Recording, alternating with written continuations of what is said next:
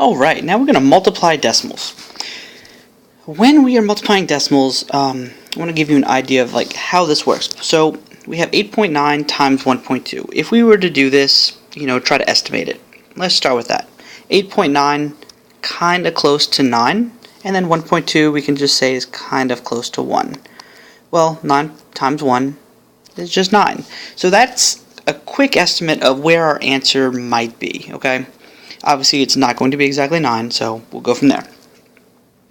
I'll come back to this in just a second, but now we'll start working our problem. We write out our multiplication problem, and unlike adding and subtracting, we do not need to line up the decimal. In this case, the decimals do line up just because it happened to be two two-digit numbers with a decimal in between. But it does not have to be. For instance, if you had 12.05 times 183.2, you would write it just like this and notice that the decimals are not lined up at all. Okay, so back to our problem down here. In this case, we would just multiply the problem exactly like we would normally. We would do 9 times 2 is 18, so an 8 and carry the 1. 8 times 2 is 16, plus 1 is 17. Remember, when multiplying, when we get to our second line, we add that little 0 placeholder, and then we do 1 times 9 is 9, 1 times 8 is 8. We're going to add our two lines, and we'll get our answer of an 8. 7 plus 9 is 16.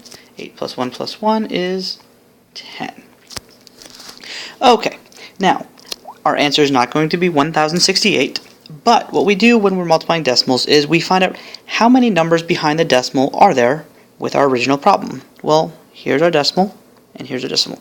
When I say behind, I mean on this side. So over here we have 1 and 2 numbers that are on the right side of the decimal in our original problem. Therefore, we'll take our decimal and move it 2 times to the left from wherever our problem started. So our answer is 10.68.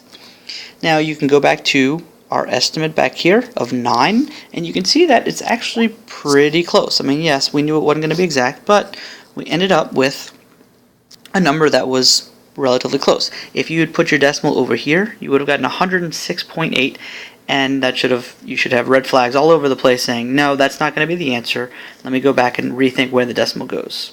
And it's going to be close to 9.